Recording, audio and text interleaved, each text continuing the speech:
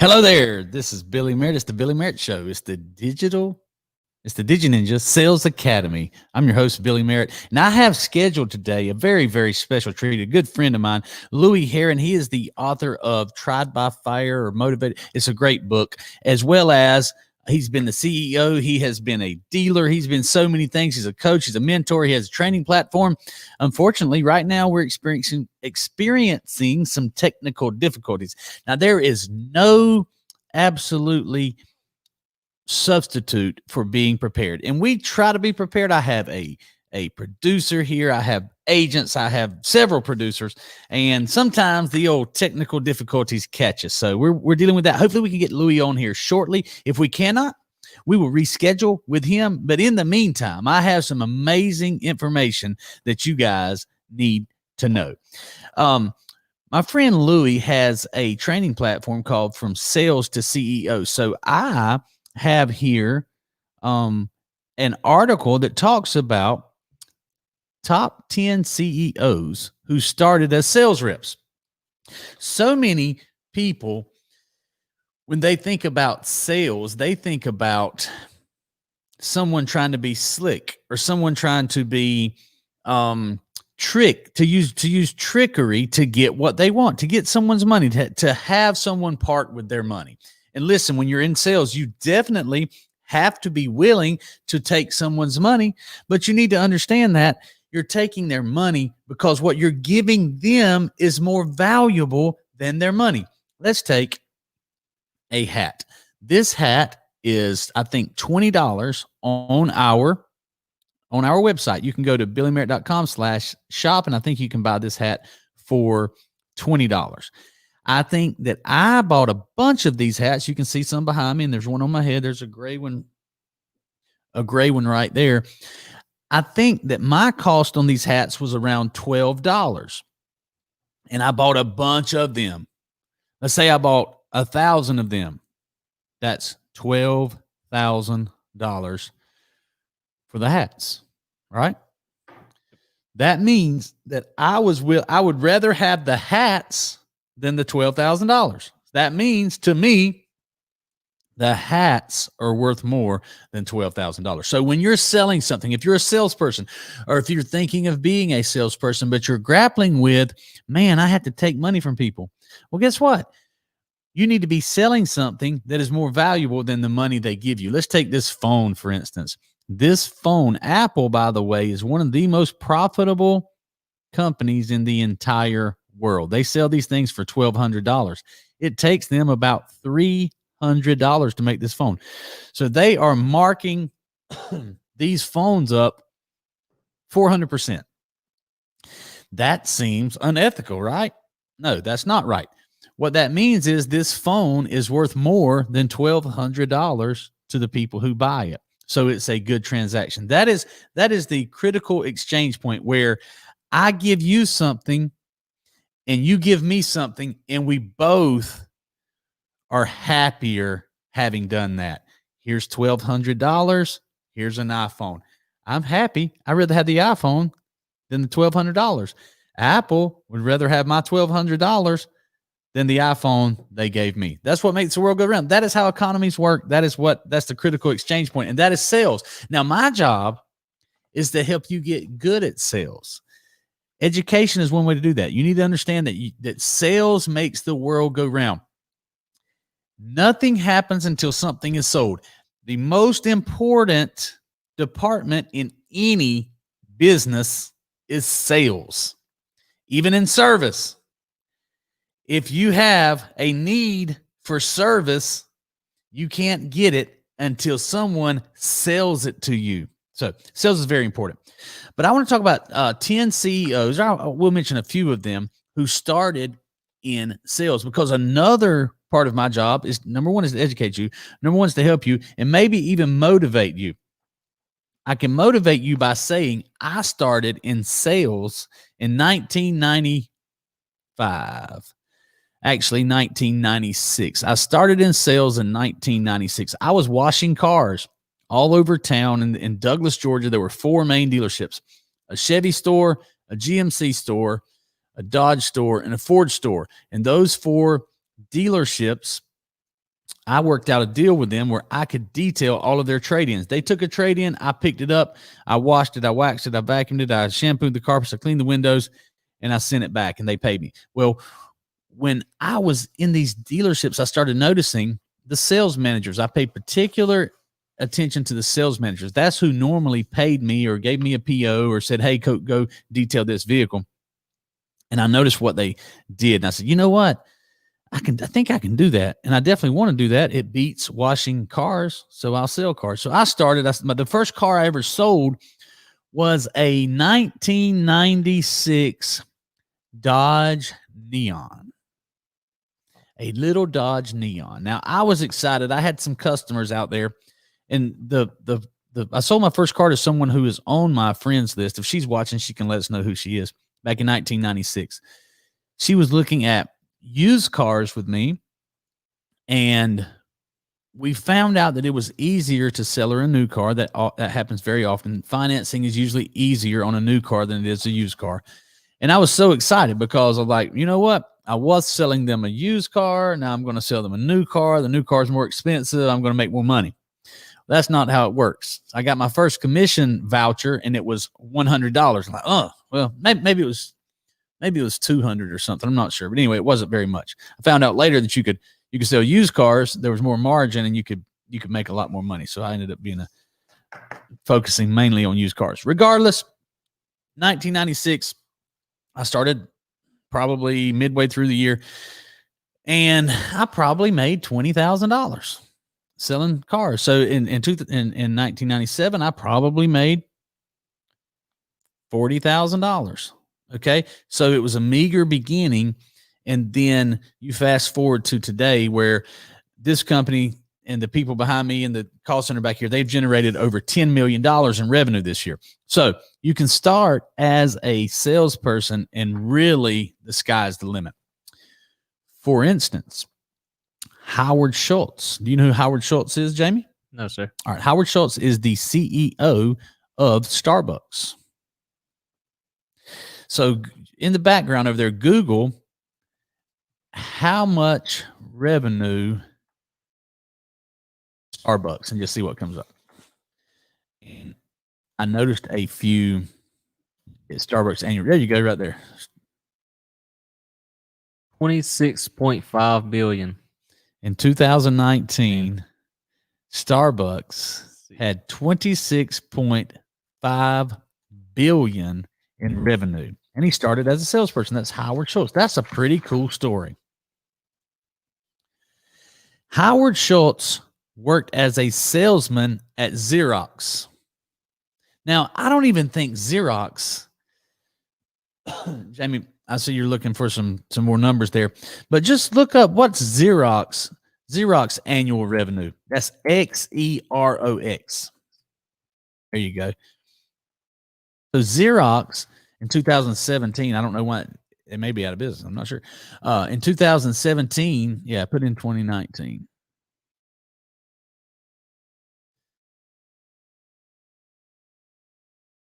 Fiscal 9 billion. Okay. Billion. So they're going down. I thought that was my point so Howard Schultz was a salesperson for this Xerox company back in 1987. Back in the 1980s, because he acquired Starbucks in 1987, became the CEO. Anyway, my point is, he was working for a technology company. I guess you could consider Xerox. It's a hardware company. They do printers and things like that, or at least they did. And he was selling for them. He decided to go try something different. He got into coffee, and he left. That was pretty good timing. Xerox has been declining in revenue, and coffee has been exponentially growing. So just do a little search of what is the market cap of the coffee business. That's fine. Market cap, CAP, of coffee. It's fine. But we do know that you understand my point. Whoa, 22.61. That's actually That's a coffee holdings company. That's an actual company. Yes, sir. Yep. So, but Starbucks. So what's the market cap of Starbucks? Market cap is the total value of a company's stock, by the way. And I'll get Russ Story on here to straighten me out on that and make sure. NASDAQ. Okay, so what you'll have there is the market cap 1.21 billion right there. $121 billion. That's the total worth of, or the market capitalization of Starbucks. 121 billion for coffee. Man. And who said that selling drugs wasn't profitable? That's what caffeine is. It's a drug. Guess who else started as a salesperson? He actually started as selling papers. He was a paper boy. The richest investor on the planet, Warren Buffett. Warren Buffett, one of the top 5 richest people in the world, he's the CEO of Berkshire Hathaway, was once a sales rep. He worked as a paper boy and later used to sell securities.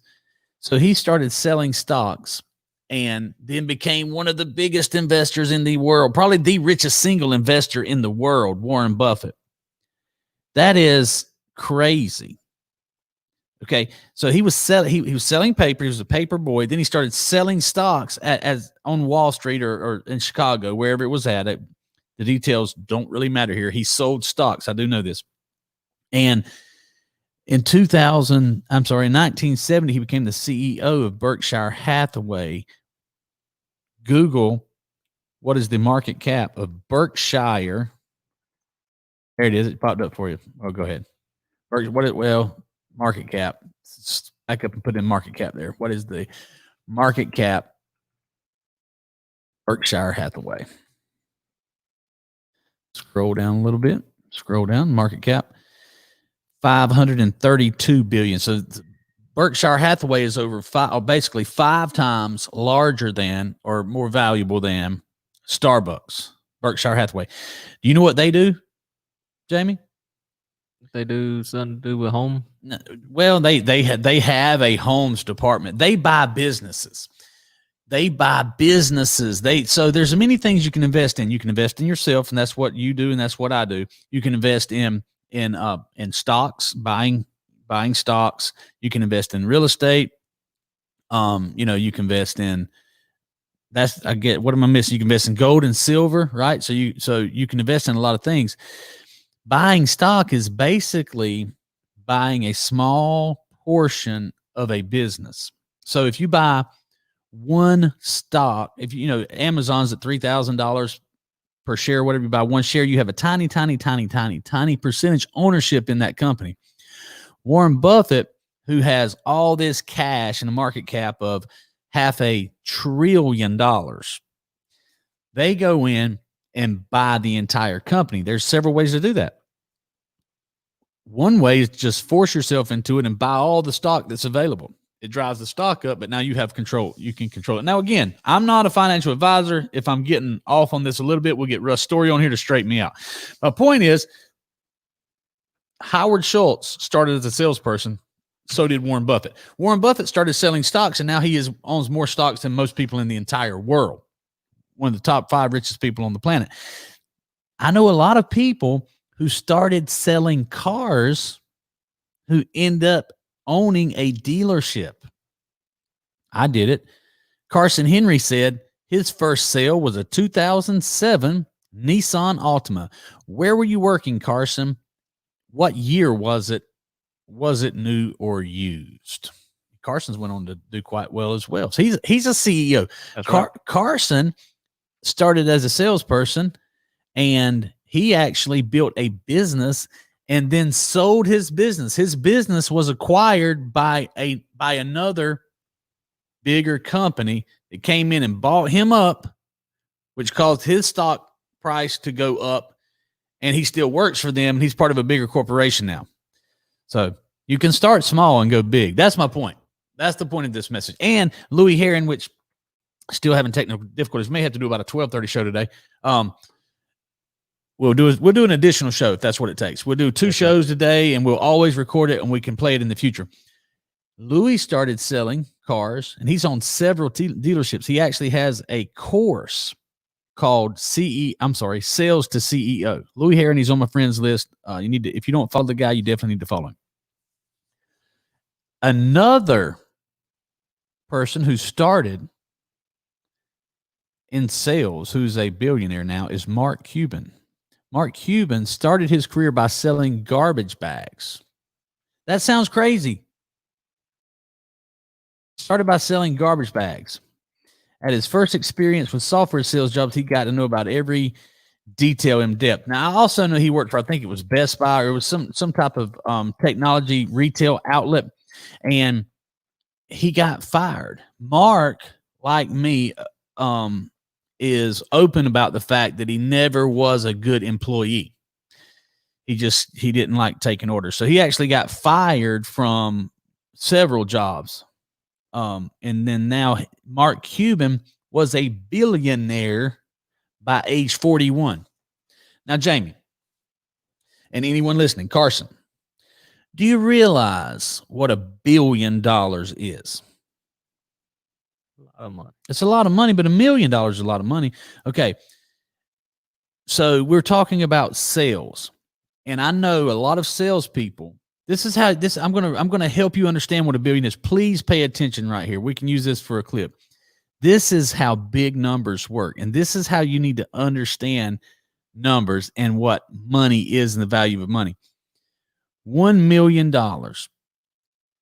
I know a few people who make $1 million in 1 year selling cars. Even I know people who do that.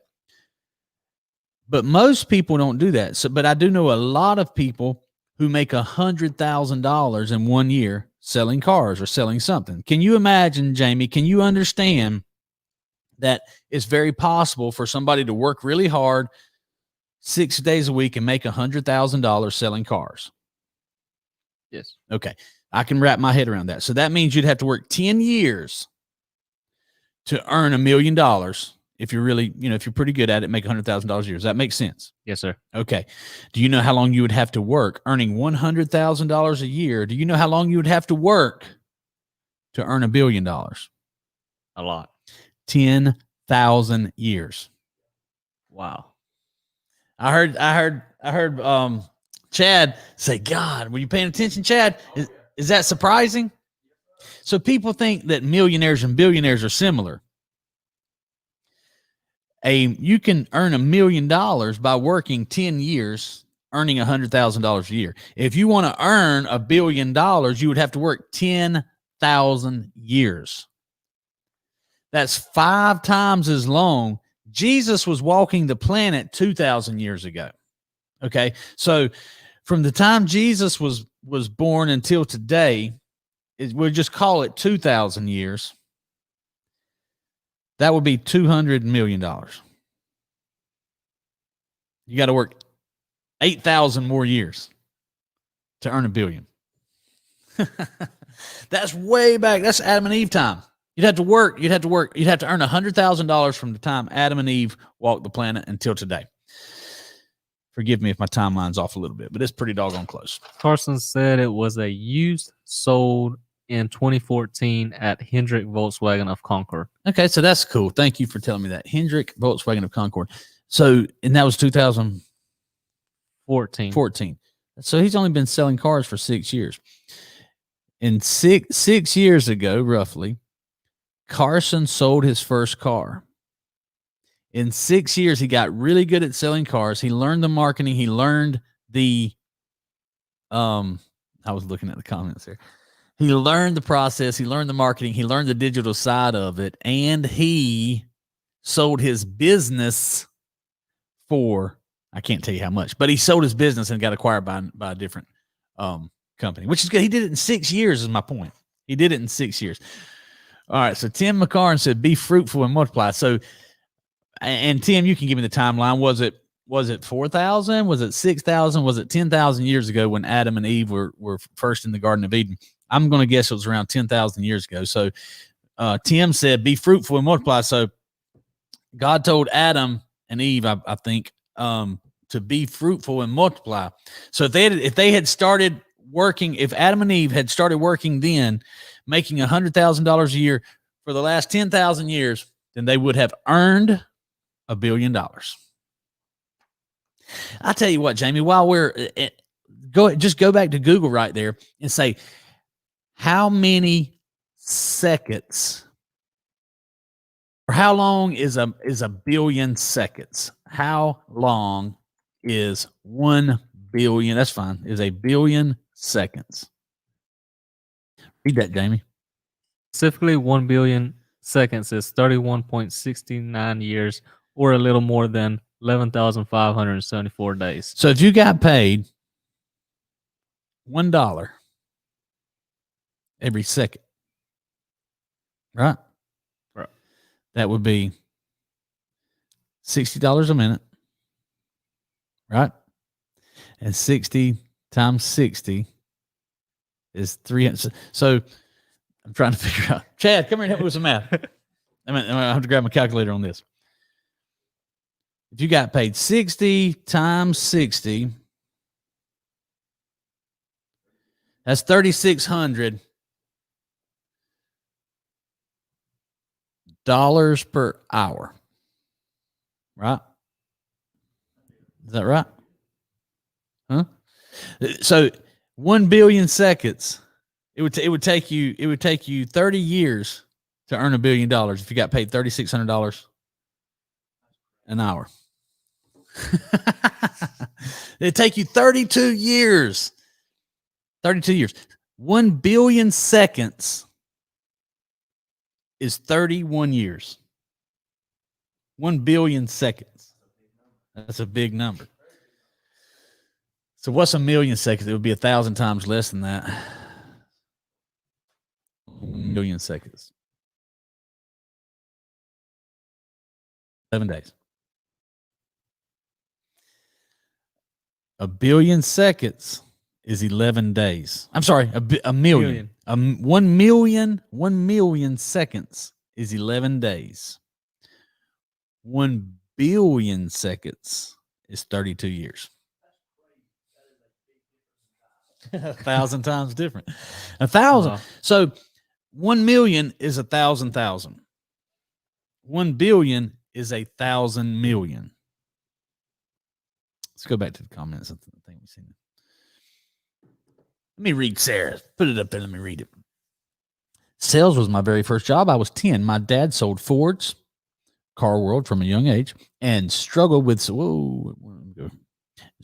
Vietnam PSD and was not healthy. I got really ticked off about this and coming and going and leaving and drugs. So one day I put a sign up everywhere, displayed and priced all of his stuff and sold it at a garage sale. So sales came naturally. I did what it took to make that $22. I feel like that means ingenuity. Clearly, that predicts my future sales predictions. I haven't made my. Now, I apologize for the way I read that because I need some glasses on. But basically what Sarah said is she started selling at 10 years old because her dad, who sold Fords, he struggled with some Vietnam PTSD and was not healthy. So she got really ticked off about it and sold all this stuff, put up signs everywhere, and sold it for $22. At 10 years old, I'd say good job. That's the way to go. Good job, Sarah.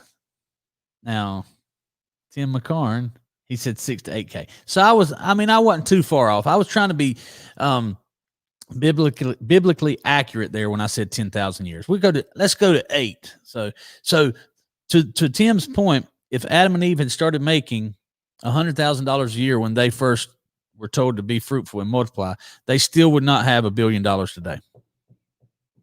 They would be $200 million away, if indeed it was 8,000 years ago. Wow. So if you were from the beginning of humanity, beginning of creation, if you made $100,000 a year to today, you would still not have earned $1 billion. Tim McCarn, first car sold, the brand new old age 94 Taurus. So Tim McCarn has me beat. I started in 96. He started in 94. He sold a brand new Taurus. I sold a brand new Dodge Neon. Jamie, what was the first car you sold? Let me guess. I was there, but just having knowing what we sold the most of, was it a Nissan Altima? Nissan Altima. Yes, sir. So here's a big claim. Jamie and I sold more Nissan Altimas with the sales staff, the last dealership we worked at together, than anybody at any dealership it wasn't a brand new Altima dealership. We sold more Nissan Altimas than anybody else. Went pretty fast too. So it does appear that the technical difficulties are continuing, but that's okay. Because I'm going to schedule a new show. What we'll do is we'll do an impromptu show so that we can record it and we'll put it on here. We'll go live, but we'll also record. I know a lot of you depend on the 11 a.m. show, and I appreciate that. But maybe we can find a new audience at around 12:30 or something like that. We'll let you know exactly when. We'll post it again. We got to get my man Louis on here. He is just an absolute, I mean, a treasure trove of knowledge. And I want to get him on here to coach me up and let me know, give me some good advice, because he's a coach on 2021 and what we need to be doing. What did Michael Carson say? Have a great day, y'all. Have a great day. Michael, my day is great because you have been a part of it. You are the man, Michael. I appreciate you. I love you all. We'll talk to you soon. We'll be back with a longer show and a guest very soon.